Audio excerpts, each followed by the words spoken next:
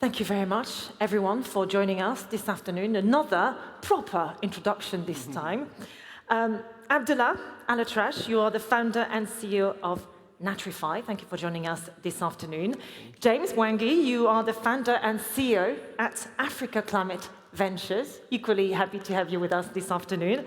Nadav Steinmetz, managing partner at Climate First. Thank you for being with us. And Tarek Sultan, Vice Chairman at Agility. Many thanks for joining us this afternoon. So I'd like to kickstart this conversation with you, James, to start with. There are undoubtedly, I mentioned it in my introduction, many challenges in developing economies. But on the flip side of the coin, you think that Africa is well positioned to tap into new climate-related business opportunities. And I really like your simple but very efficient tagline at Africa Climate Ventures. You build climate unicorns, very modest indeed, on the continent. So tell us how you go about it. So I think the logic of why we think Africa is uniquely positioned in this moment, and indeed the rest of the global south, is in part the logic of leapfrogs in general, which is that Africa is a laggard in adopting a lot of currently dominant technologies, which are the technologies of the 20th century for the most part, in everything from energy to agriculture and so on and so forth.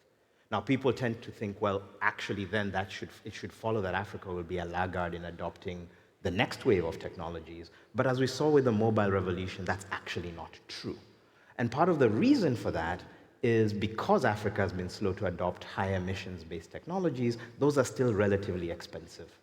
And so if you can bring a solution that's cleaner, greener, you may actually find that there is a lower green premium in Africa relative to the other solution available. And because of that, you can begin to scale up very quickly. To make this very tangible, let's take the example of fertilizer. One of my favorite investments, one of the things we think is going to take us a long way, is a business that's making organic fertilizer based on biochar. What that does is it moves fertilizer, which is one of the biggest drivers of global emissions, and turns it from a net emitting soil input to a net removing soil input.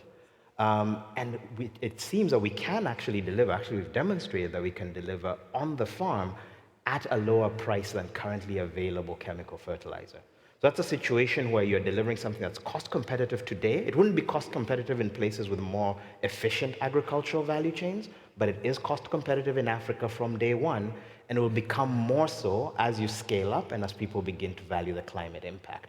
And that then positions you to have already built up the scale and the potential to grow into other markets. And that's something you can repeat in everything from uses in energy, transportation, and elsewhere, where by building up that early base in a place with a big demographic, so you have the labor force, you have the natural resources, and you have the renewable energy, you can then have a robust base to take on the rest of the world. Thank you very much, James. I'm going to turn to Tarek now for my next question. Tarek, you are the chairman of Agility Global. It's a supply chain company that owns and operates many businesses across 6 continents, mostly in developing markets and in sectors notoriously difficult to decarbonize, like transportation, real estate, etc. Now, your company epitomizes the energy transition conundrum, I think, because you need to future-proof your own operations in light of the existential risk, of course, of climate change, and also seize the commercial opportunities, of course, of the transition. So tell us how your strategy reflects this. So that's a pretty good description of the issues that we're facing as a company. I think one of our businesses is responsible for moving 6% of global trade. That's just one. We are in 5 different businesses, but gives you the scale of the magnitude of the problems or the issues that we face. So each one of our businesses has very detailed plans about how to deal with their own sustainability targets and their issues. One that I would kind of like to focus on is a company called Menzies, which is a global leader in aviation services. Their target for adoption of sustainable aviation fuel is 1% by 2030. What I want to impress upon the audience is that it's going to take us from now until 2030 to get to 1%. It gives you kind of an appreciation for how big this problem is and how big the opportunities are. We also invest quite actively in startups and technologies that we believe will play part of the energy transmission. One example is a company that makes a generator that's printed from a 3D printer. The generator uses 23 different types of fuel at the same time. So it can use green fuels, it can use hydrocarbons, and it can do so very efficiently. These sorts of technologies, we think, are going to be part of the solution that's required. So what we do is we invest in these companies and we help bring these opportunities to our global customer base. And that's kind of a way that we as a company play in this area. I would mention two other things that are very important. As a company that's doing business in over 100 countries, the emerging markets are going to be responsible for maybe 85% of future electricity generation requirements. If you take Abu Dhabi, for example, I've heard whispers of a project that is a 40 gigawatt project. I mean, just to put it in perspective, the nuclear facility here is 4 gigawatts or 5 gigawatts, and they're talking about one project that would be 10 times that size. The nuclear project was a 40 or $50 billion project. So this gives you the magnitude of the opportunity and the challenges that we face. And the big issue is, how do we actually keep up with the demand that's going to be coming from the emerging markets? That's, I think, a far more important issue than how do we address it sustainably? How do we address it at all, let alone sustainably? The last thing I would say is that I think it's very important that we work with these different technology partners before they, almost before they become successful or mainstream, because otherwise they're not going to see the light of day. And we're doing that with our programs. Thank you very much. And once again, thank you for highlighting the energy quadrilemma we're all facing in this transition, of course. So many dilemmas, let's face it. Nadav, Climate Fast, it's an early stage climate tech investor based in London. You focus on backing what you call exceptional climate tech companies driving decarbonization on a global scale to turn them into, well, unicorns, billion-dollar businesses like James. So what processes can be implemented to facilitate effective technology transfer and knowledge, that was the theme of our discussion, of course, from developed nations to emerging markets? First of all, thank you very much, and it's really fantastic to be here. We invest across the entire decarbonization space, and we're looking for solutions and technologies that have a significant climate impact. So to go back to what Tarek has just mentioned, I think it's important to also zoom out and think about the magnitude of the problem, but also the magnitude of the opportunity. So the magnitude of the problem is quite straightforward. We're emitting about 51 billion tons of greenhouse gases every year into the atmosphere. So we really have to focus on solutions that have significant decarbonization potential. So think about areas that are hard to abate. So the production of cement, steel, glass, ammonia, and also long-haul transportation. So really, if you're planning on taking a transatlantic flight, I have serious doubts whether this will be able to be powered by batteries, because the energy density may simply not be enough. So we have to innovate. The magnitude of the opportunity at the same time is huge. We're talking about a new industrial renaissance. We estimate $150 trillion in the coming decades. I'm based in London. In Europe alone, there will be close to $2 trillion be invested in the next few years. So a very attractive investment opportunity as well. Knowledge sharing is key. We have to increase collaboration. I'm not here by myself in Abu Dhabi. We came with 5 leading companies in energy transition in order to introduce them to some of the biggest industrial and strategic players in Abu Dhabi and beyond. And these are companies that operate in long-duration energy storage, carbon removals, zero emissions flights, industrial heat, and battery recycling, an area that I'm personally passionate about. So it's really about collaboration and tackling it with strategics, investors, and of course, founders. Thank you, and that shows the power, of course, of ADSW to connect all the dots and help you in your endeavor, sorry. Abdulla, now you are one of those, well, rare but growing breeds of pioneers in the Global South, developing innovative sustainability solutions. So Natrify is an environmental biotech located in the MENA region, and you have developed this proprietary technology that can produce a bio-based and naturally biodegradable polymer, which sounds terribly exciting, I must admit. And you've got very high ambitions for the company, since you are targeting $10 million in upfront revenues by 2025. So could you maybe share your entrepreneurial journey with us to start with, and but also be quite candid and tell us about the challenges you have faced and what you think could help you overcome those challenges going forward? Great, thank you so much. I think the base thing to start here is how we reached this point was actually with the actual problem of the current infrastructure or something like that. When you look at how the products are designed or the sustainable solutions are designed around the plastic issue, is we have this demonic representation of plastics as this enemy and this very bad product that no one, that we should all move away from. And because of that, when you look at all of the solutions that existed or that kind of arise in the market, they always address the sustainability issue. And they don't look at the current infrastructures, the billions of dollars infrastructures that has been investment, the trillion-dollar industry that's contributing to so many economies. And that's actually where we started here from. It's that this is a very efficient product. This is a product that has helped so much of the current logistics that we were able to do. This is a very lightweighted product. It's a very cost-effective product here. So what's the core issue here? It's only the raw material. How this product was made was the issue, not the product itself.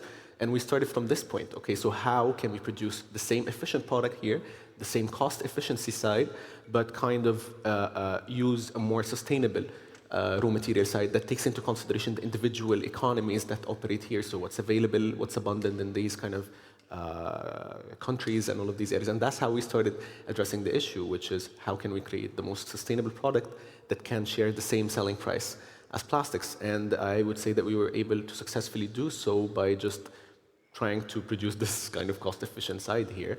And I think here the base challenge was always, just like you said here, I think we're well positioned because of the side of us being laggers, but that also means that we're laggers when it comes to the technology infrastructure that enables you to produce any new technology, and that transcends in the biotech space.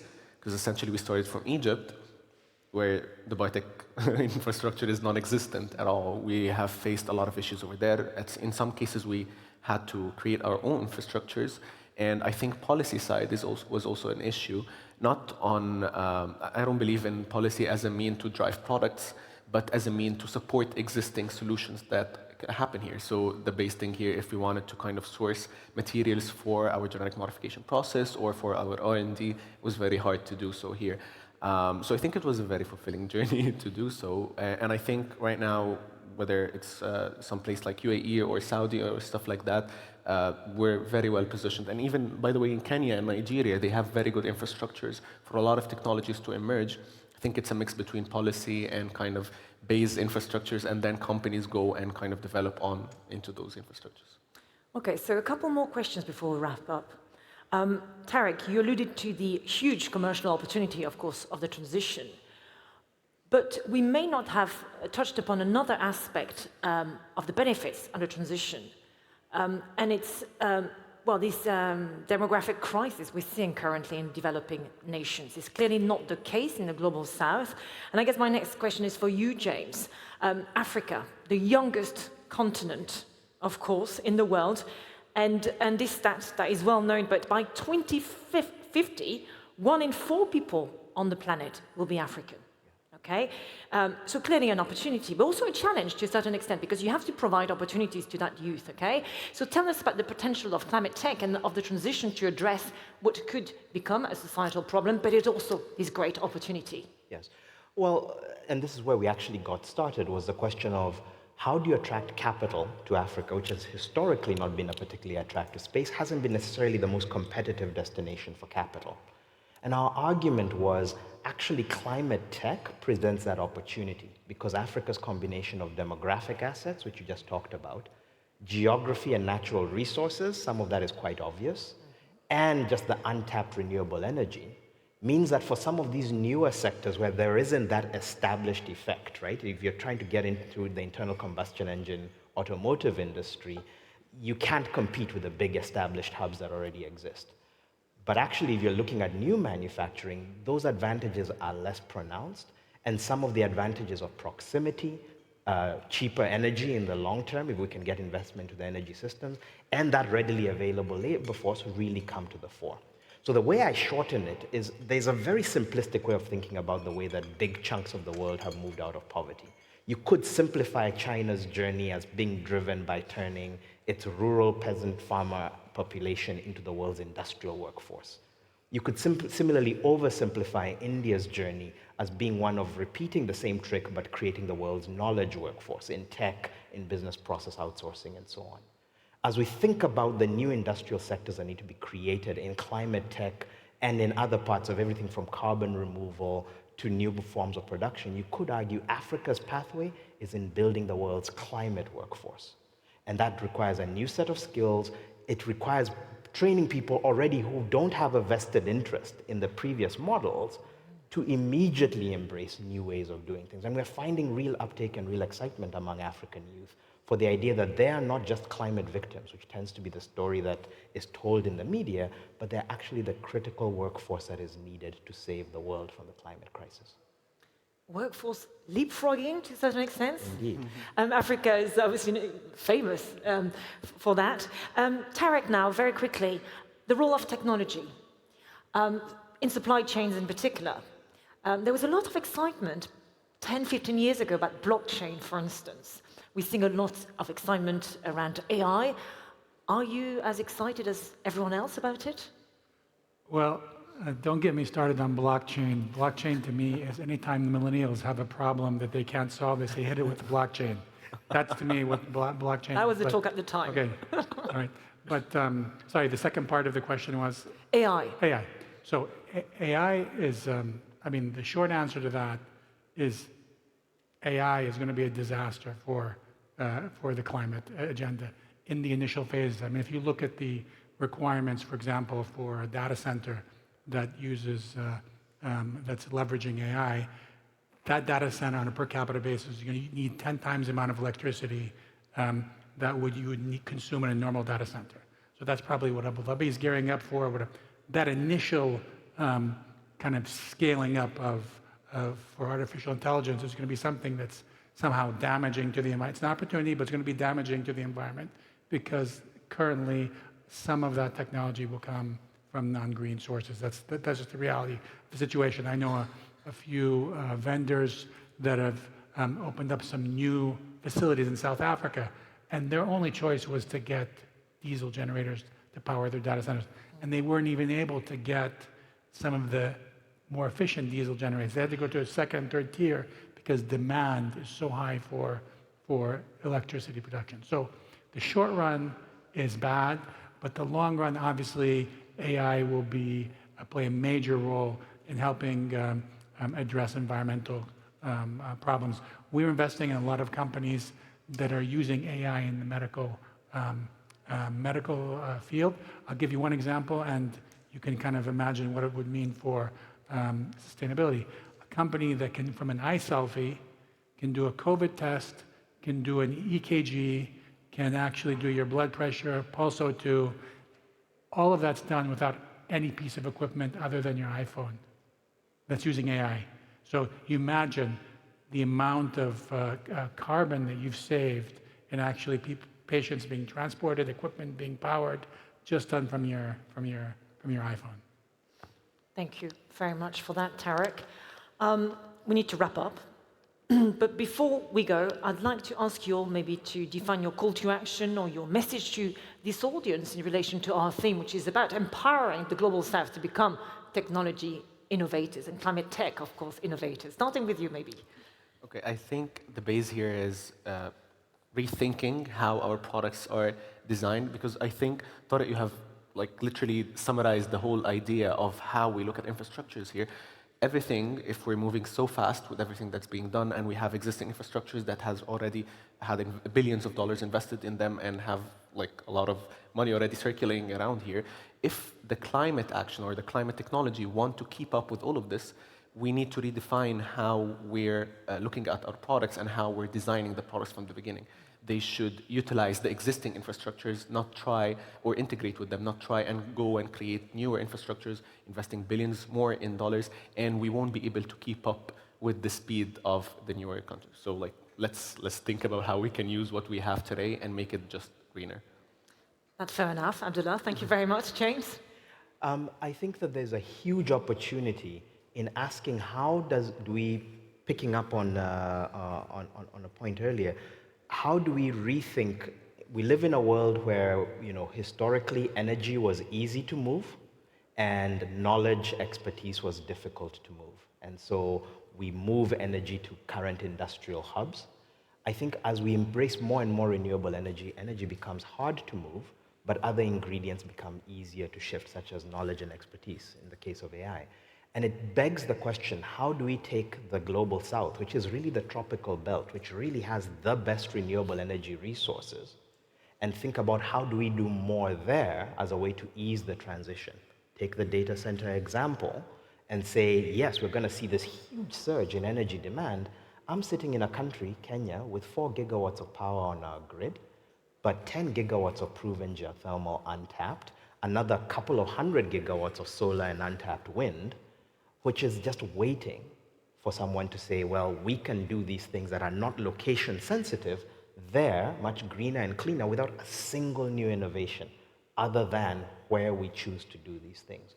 And I think that's the big opportunity in how we allocate capital, is ask logically, where is it that we need to solve the fewest big technical problems in order to undertake a green transition and begin to invest in that direction. Yeah. And your point obviously very much echoes what you shared with us, Abdulla, earlier. Nadav? For me, it's about accelerating the rate of innovation, which is about taking big risks, which is very easy to say, but hard to do. So it's about building the mechanisms in private markets, I think specifically, that allows both founders and investors to take big risks early on. I'll share with you our motto at Climate First, which we have on the walls in every office of our firm, which says, think big, act fast, get things done. Thank you. Very straight to the point. Tarek? Yeah, I would say we need to take the politics out of this discussion and focus on the practical paradigm of actually having to address what's coming in the emerging markets. Emerging markets are empowered because that's where the demand is going to be coming from. Emerging markets are empowered because that's where the solutions are going to be deployed. So, we have to think and come to terms with how we're going to do that. Are we going to do that using old polluting technologies, or are we going to do that with new paradigms? And I think whether we like it or not, the emerging markets are going to be where the action is. Absolutely, and I can feel it actually. I'm really glad we finished today with this panel because I'm feeling energized by the potential of the Global South. Thank you so much, gentlemen, for joining us today and for your brilliant thoughts and for sharing them with us. Thank you. Thank you.